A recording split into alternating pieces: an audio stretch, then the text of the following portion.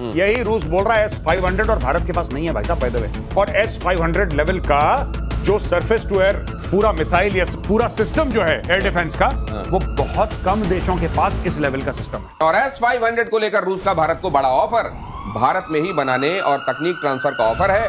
Deal में भारत को system दूसरे देशों को बेचने की तक इजाजत मिलेगी। मेजर गौरव, ये तो बड़ी फीट है, बहुत बड़ी बात है। और ये फैसिलिटी ब्रह्मोस में नहीं है अभी, मैं आपको बता दूं।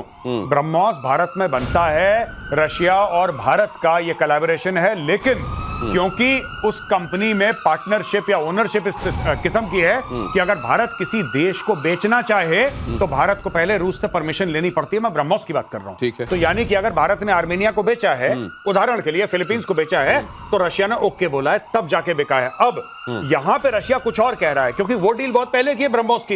अब क्योंकि यूक्रेन का वॉर हो गया है रशिया के बीच में और रशिया काफी हद तक आइसोलेटेड है, ये रशिया का एक रीच आउट है। यही रशिया ने Su-57 के लिए हमें बोला था कि भाई हम आपको दे देते हैं पूरा make in India, 100% transfer of technology, आप नासिक में बनाइए, खुश रहिए, आबाद रहिए, सब कुछ ले लो हमसे, सोर्स कोड वोर्स कोड सब ले लो। ये रूस ने बोला है, यही रूस बोल रहा है S-500 और भारत के पास नहीं है भाई साहब, बाय द वे। और S-500 लेवल का जो सरफेस टू एयर पूरा मिसाइल या पूरा सिस्टम जो है एयर डिफेंस का, वो बहुत कम देशों के पास इस लेवल का सिस्टम है। एक्चुअली किसी के पास नहीं होगा, किसी के पास नहीं है। S-500 का तोड़ किसी के पास नहीं है।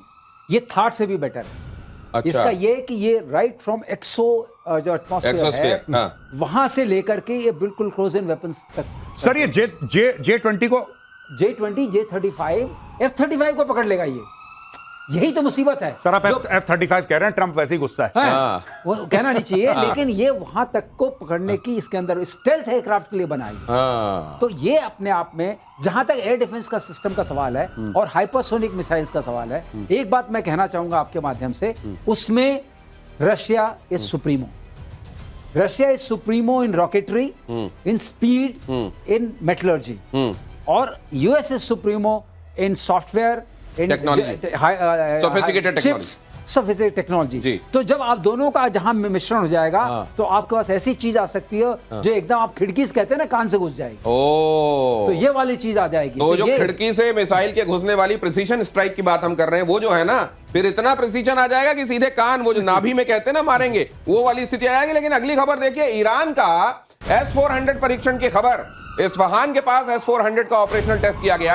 S-400 की तैनाती से अब ईरानी एयर स्पेस में घुसना आसान नहीं होगा। अब ये S-500 के बाद S-400 की हम बात कर रहे हैं जी। S-400 ईरान के पास आ जाना, उस ईरान के पास आ जाना जो ट्रंप के मारने के लिए क्राउड फंडिंग कर रहा है, चंदे जुटा रहा है, वो जो कह रहा है जब धूप ले रहे होंगे तब मारेंगे ड्रोन से। हाँ। अब मुझे एक बात ये समझ में नहीं आई, ये दिया किसने, क्योंकि ये अभी अभी मिला है।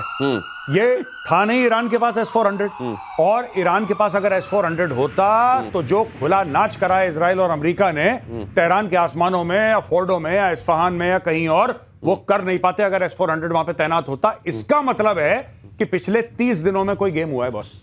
पिछले 30 दिनों में गेम हुआ है। क्या टुकड़ों टुकड़ों में ले जाके अलग अलग शिप से असेंबल किया होगा? क्या हुआ? आप पूरा का अगर रूस ने दिया है और रूसी देगा और कौन देगा, आपने पूरा का पूरा सिस्टम जहाज के अंदर डाला, फ्लाइट लैंड हुई। देखिए रशिया से अगर आप मैप देखेंगे तो ईरान पूरा सेंट्रल एशिया से लगता है, और वो जो कजाकिस्तान, किर्गिस्तान, तजाकिस्तान, जितने भी स्थान है ऊपर, पूरे ऊपर की तरफ आप देखेंगे, नॉर्थ की तरफ जो स्थान है, वो सारे के सारे वहां पे अभी भी लैंग्वेज रशिया, वो रशिया की तो हिस्से थे। तो ऐसा हो सकता है टर्की के पास बड़े दिनों से यूज नहीं हो, पन्नी लगे हुए खड़े हैं। मेरे पास, मुझे वही ध्यान आया, लेकिन मुझे नहीं लगता कि टर्की, देखिए मेरा, जब आपने बोला ना अभी, मेरे सबसे पहले टर्की के पास पड़े और टर्की को F-35 चाहिए, बिल्कुल आप उसी सूरत में बोल रहे हैं ना।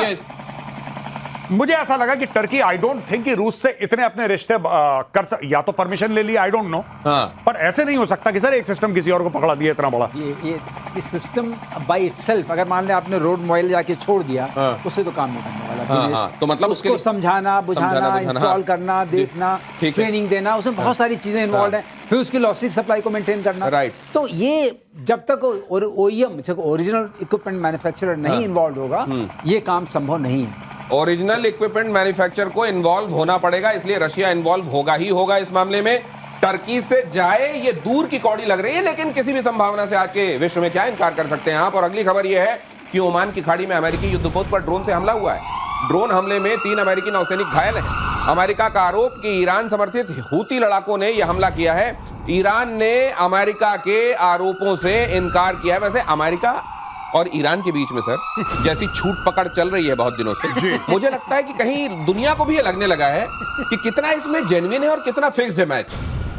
नहीं, मुझे तो बहुत डाउट है कि अमेरिका ने बम मारे, अमेरिका ने तीनों लोकेशन पे ये GBU-57 नहीं मारे। हाँ। GBU-57 sir, if I am not mistaken, सिर्फ फोर्डो पे मारे, इस्फहान को छोड़ दिया और अगले तीसरे वाले को भी छोड़ दिया इन्होंने। हाँ। और वहां पे दोनों में जो बैलेंस थे, फोर्डो के अलावा वहां पे मारे टोमाहोक क्रूज मिसाइल। अच्छा, दूसरी चीज अगर हुथियों ने मारा है तो हुथीज आर डायरेक्टली कंट्रोल्ड। और हम बात नहीं कर रहे थे हफ्ता 10 दिन पहले कि हुथियों ने मिसाइल मार दी ये सब, और आपने ही पूछा था भैया आई कहां से? आई कहां से? तो यहीं से आई, पहली चीज यहीं से आई। अब मुझे नहीं लगता, ये देखिए ये सब चीजें ना, मुझे ट्रंप की एक बात तो बिल्कुल समझ में नहीं आती, मैं ऑन रिकॉर्ड बोलना चाहता हूं। पहले आप चाहते हो कि हथियार आपके खरीदें, फिर आप कहते हो लड़ो मत, तो हथियार दिए क्यों इन द फर्स्ट प्लेस? ताकि वो बीच में जाके सीटी बजा के फुर्र करके बोले कि चलो नोबेल नोबेल मेरा नोबेल, शांत हो जाओ। आप अगर हथियार बेच रहे हैं तो लड़ने के लिए ही है, फिर या तो आप हथियार ना बेचें, फिर आप कुछ और टेडी बेयर बेचें। आप टेडी बेयर बेचा करें और आप उसके बाद कहें कि अब मैं पीस के लिए अप्लाई करता हूं। वैसे ये जो कहा जाता है कि अभी सुनामी आई, तो पता नहीं किसी ने कहा कि ये ट्रंप ने अचानक उठकर कहा कि मैंने सुनामी से कह दिया रुको तुम नहीं उठ सकती, और उसके बाद सुनामी ने उठना बंद कर दिया। क्योंकि तो कहीं भी सीज फायर करा देते हैं। ये सुनामी के ऊपर टैरिफ लगा देगा अगर सुनामी ने मना कर दिया कि तुमने कब बोला था। लगाओ 25% टैरिफ सुनामी के ऊपर। हिम्मत कैसे हुई इसकी? ये सर, ये जो हुतियों ने किया है, ये सीज फायर को एक तरीके से चैलेंज है कि तुम हो ना सीज फायर की सीटी बजाने वाले, लो ये मार दिया, आप बताओ क्या करोगे। अब ये होगा क्या इसका देखिए, हूती को कंट्रोल करने के लिए ईरान को कंट्रोल करना ही पड़ेगा, और ईरान के लिए आप सीज फायर और ईरान पे आप सीटी बजा चुके हैं, क्योंकि मामला नोबेल पीस प्राइज का। अब सवाल उठता है कि इस पूरे मामले में पेचीदा सा हो गया है, और लेकिन 3 अमेरिकन घायल हो गए। ये वहां बहुत खतरनाक तरीके से मैसेज जाता है। अगर कोई अमेरिकन सोल्जर घायल होता है या मरता है, वो अमेरिकन पब्लिक टॉलरेट नहीं करती है। तो ये इनके लिए बहुत बड़ा पॉलिटिकल चैलेंज है कि आप किस तरह की राजनीति कर रहे हैं कि हमारे हूती मार दे रहा है हमारे सोल्जर्स को। वो भी मतलब कोई बड़ा सही बात है। अब ईरान ही कुछ करता तो समझ में आता। कोई ये प्रॉक्सी मार दे रहे हैं, और किस तरह का डिफेंस सिस्टम? अब नहीं उठेगा सवाल, अब इनसे नहीं पूछा जाएगा, हमसे पूछा जा रहा है कैसे घुसे, मिसाइल आई कैसे, इतने सारे आपने बिलियंस ऑफ डॉलर्स का एक युद्धपोत बनाया हुआ है। अब उसके अंदर वो मिसाइल कैसे पहुंच गई उसकी? अरे इजराइल रोक लेता है सारे रॉकेट्स को, इजराइल सब कुछ को रोकता है, हम क्या हैं? अब बहुत प्रश्न चिन्ह खड़े होंगे। ये मामूली नहीं है। अगर इसका डिस्कशन आप देखिएगा आने वाले दिनों में, इसमें कई प्रश्न चिन्ह उठेंगे और वो सारे जाके पॉइंटर बनेंगे ट्रंप के लिए। यही रूस बोल रहा है S-500, और भारत के पास नहीं है भाई साहब, बाय द वे। और S-500 लेवल का जो सरफेस टू एयर पूरा मिसाइल या पूरा सिस्टम जो है एयर डिफेंस का, वो बहुत कम देशों के पास इस लेवल का सिस्टम